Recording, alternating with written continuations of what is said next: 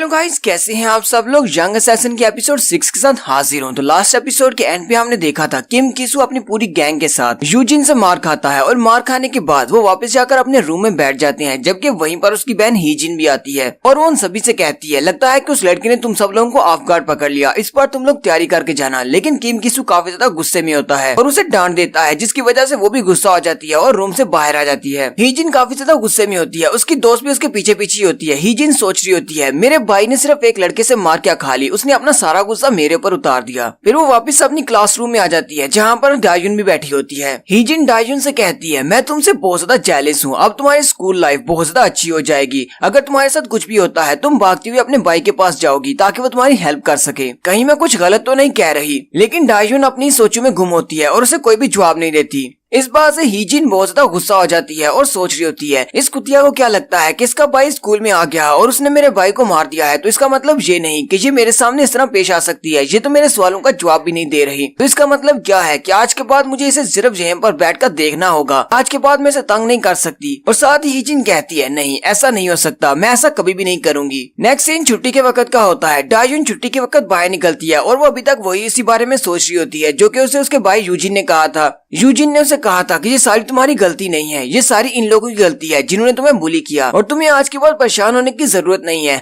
हम फैमिली हैं और मैं तुम्हें हमेशा प्रोटेक्ट करूंगा। डायुन सोच रही होती है तो इसका मतलब क्या है, अगर मेरे ओपा यहाँ पर है तो इसका मतलब मैं अपने स्कूल में बहुत ही आराम से आ सकती हूँ, कोई भी मुझे कभी बुली नहीं करेगा। और साथ ही वो अपनी बैकग्राउंड सीन भी दिखाती है जहाँ पर वो लड़कियां उसे बुली करती है। वो लड़कियां क्लासरूम में बैठी होती है और इसे खाना लेने के लिए भेजती है और उसे कहती है जल्दी से आ, हमें बहुत ज्यादा भूख लगी है। और साथ ही नेक्स्ट सीन में वो लड़कियां इसे पीट भी रही होती है। डायुन कहती है अब ओपा के यहाँ पर आने की वजह से मुझे ये सब कुछ बर्दाश्त नहीं करना पड़ेगा, वो लड़कियां मुझे कभी तंग नहीं करेंगी। और वो अपनी सोचों में गुम यूजिन के पास से आगे गुजर जाती है। यूजिन उसे कहता है तुम किन सोचों में गुम हो। डायुन उसकी आवाज सुनने के बाद बहुत ज्यादा चौंक जाती है। यूजिन उसे कहता है तुम किन सोचों में गुम हो कि तुम्हें मेरी आवाज भी नहीं आ रही, मैं कब से तुम्हें आवाज दे रहा हूँ। डायुन हैरान होकर उसे कहती है क्या तुम फिर से यहाँ पर मेरा इंतजार कर रहे हो। यूजिन उसे कहता है हाँ मैं तुम्हारा इंतजार कर रहा हूँ क्योंकि मुझे रास्ता याद नहीं है, इसलिए मैं चाहता हूँ कि हम दोनों इकट्ठे घर जाएं। डायुन यूजिन से कहती है अब जबकि हम दोनों इकट्ठे घर जा रहे हैं तो मैं चाहती हूँ कि पहले हम लोग सुपरमार्केट जाएं, वहाँ से मुझे कुछ खरीदना है। यूजिन कहता है तुम्हें सुपरमार्केट से क्या खरीदना है। डायुन कहती है ग्रैंडपा जब काम करके घर वापस आते हैं तो वो काफी ज्यादा थके हुए होते हैं, तो अगर पहले से ही खाना तैयार होगा तो उन्हें बहुत ज्यादा अच्छा लगेगा, मैं उनके लिए खाना बनाऊंगी। फिर वो दोनों भाई बहन आगे की तरफ चले जाते हैं, जबकि उसी वक्त हीजिन को दिखाते हैं जो कि अपनी दोस्त के साथ पीछे खड़ी होती है। हीजिन इन दोनों को खुश देखकर कहती है ये दोनों बहन भाई तो अपनी लाइफ को पूरी तरह एंजॉय कर रहे हैं। लेकिन साथ ही वो हंसते हुए कहती है चलो फिर ठीक है डायुन, देखते हैं तुम कितनी देर तक अपनी इस लाइफ को एंजॉय कर पाती हो। नेक्स्ट सीन मार्केट का दिखाया जाता है। डायुन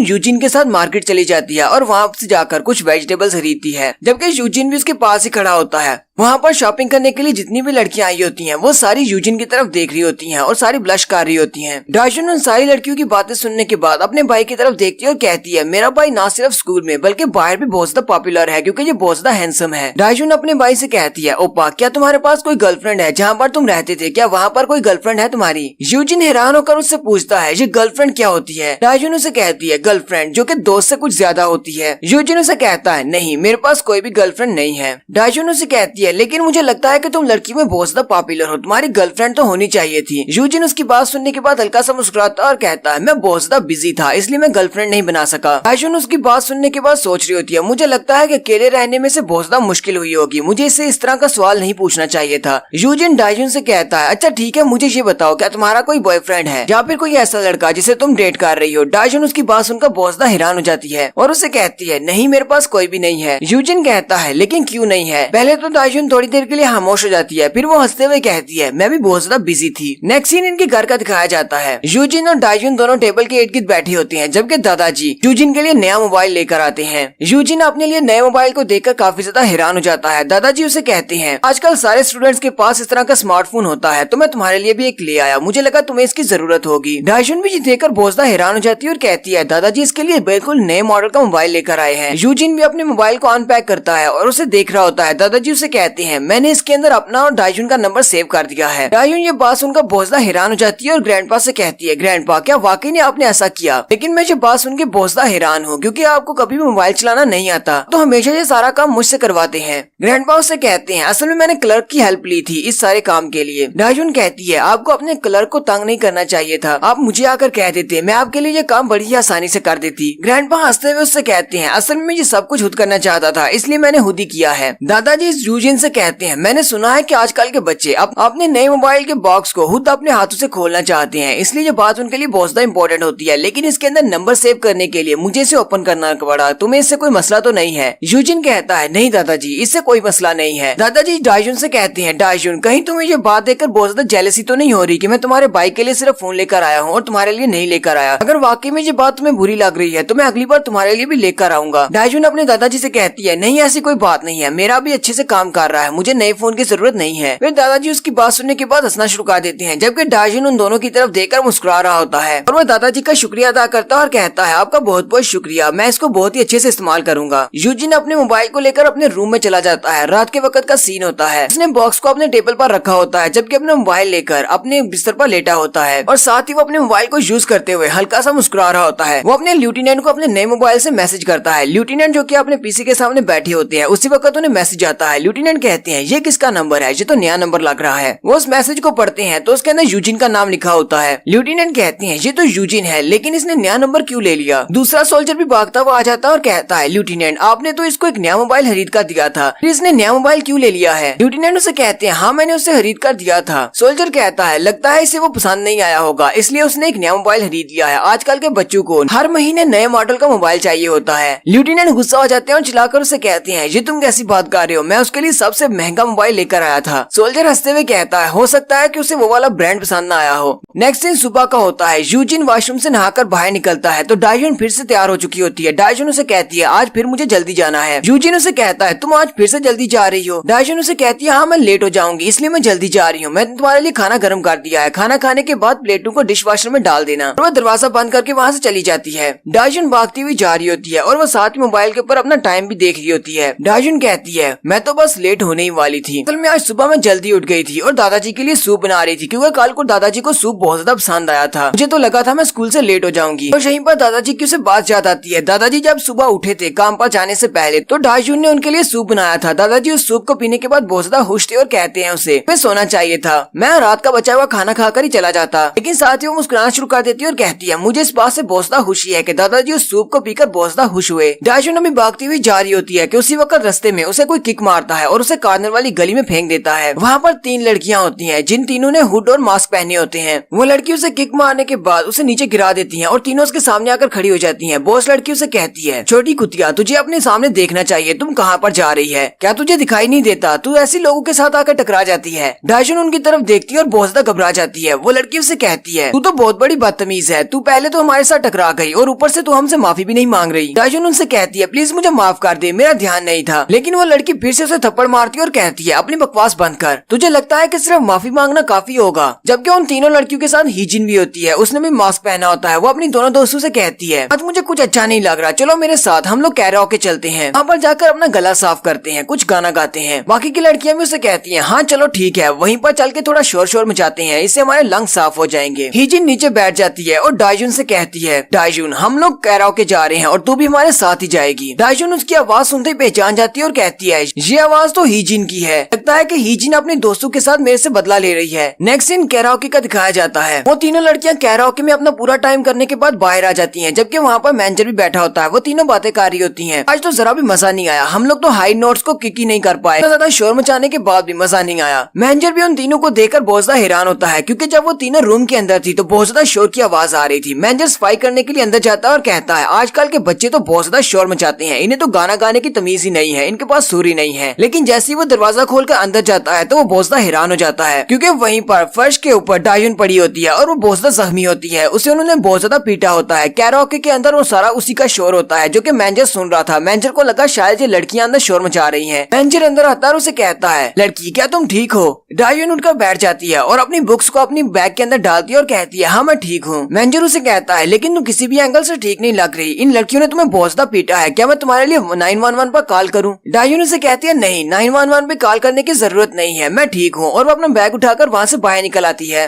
नेक्स्ट सीन क्लासरूम का दिखाया जाता है। टीचर भी बहुत ज्यादा हैरान होती हैं जब वो अटेंडेंस लगाती हैं तो डाइजुन क्लास में नहीं होती। टीचर कहती है डाइजुन तो कभी इस तरह छुट्टी नहीं करती, फिर आज उसे क्या हो गया, बिना बताए उसने छुट्टी कैसे कर ली। जबकि हीजिन और उसकी दोस्त दोनों ही क्लास में आकर बैठी होती हैं और हीजिन मुस्कुरा रही होती है। उसकी दोस्त से कहती है हीजिन क्या हम सब लोग ठीक रहेंगे, क्या तुझे लगता है कि उसका भाई फिर से आकर हमें पीटेगा नहीं। हीजिन उसे कहती है हमारा इस बात से क्या मतलब है, उसके स्कूल न आने से हमारा क्या ताल्लुक है। लेकिन साथ ही वो अंदर से सोच रही होती है मैंने उसे सिर्फ एक सबक सिखाया है, अब ऐसा भी नहीं कि मैंने उसे कोई जान से मार दिया है। उसकी दोस्त उसे कहती है लेकिन मैं इस बात से काफी ज्यादा परेशान हूँ क्योंकि वो स्कूल नहीं आई। हीजिन उसे कहती है मैंने तुझे कहा ना कि इस बात से हमारा क्या ताल्लुक है, वो स्कूल नहीं आई, मैंने उसके साथ कुछ भी नहीं किया। अगर वो स्कूल नहीं आई तो वो अपनी मर्जी से नहीं आ रही, हमें इस बात से परेशान होने की जरूरत नहीं है। उसकी दोस्त भी हंसना शुरू कर देती है और कहती है हाँ ठीक है, पर तुम कह रही हो तो फिर तो ठीक ही होगा, वो अपनी मर्जी से नहीं आई होगी। नेक्स्ट सीन स्कूल की छुट्टी का दिखाया जाता है। यूजिन स्कूल के बाहर गेट के पास खड़ा होता है और अपनी बहन का इंतजार कर रहा होता है क्योंकि उसे नहीं पता कि वो स्कूल आई है या नहीं। बाकी वक्त तो वो स्कूल के लिए ही निकली थी। यूजिन वहाँ पर काफी देर तक इंतजार करता है, सारे बच्चे वहाँ से चले जाते हैं यहाँ तक कि शाम हो जाती है। वो उसी का इंतजार कर रहा होता है लेकिन उसकी बहन स्कूल से बाहर नहीं निकलती। वो अपने मोबाइल पर उसे कॉल करने की कोशिश करता है लेकिन वो उसकी कॉल को भी पिक नहीं करती। यूजिन काफी ज्यादा परेशान हो जाता है जबकि उसकी बहन को दिखाते हैं जो कि अपने रूम में अपने कंबल के अंदर लेटी होती है और उसका भाई उसे बार बार कॉल कर रहा होता है लेकिन वो उसकी कॉल को पिक नहीं कर रही होती, वो इतना ज्यादा डरी हुई है। और यहीं पर हमारी एपिसोड 6 का एंड होता है। एक्सप्लेनेशन अच्छी लगी हो तो कमेंट करके जरूर बताइएगा। चैनल को सब्सक्राइब कर दे, वीडियो को लाइक और शेयर कर दे। शुक्रिया।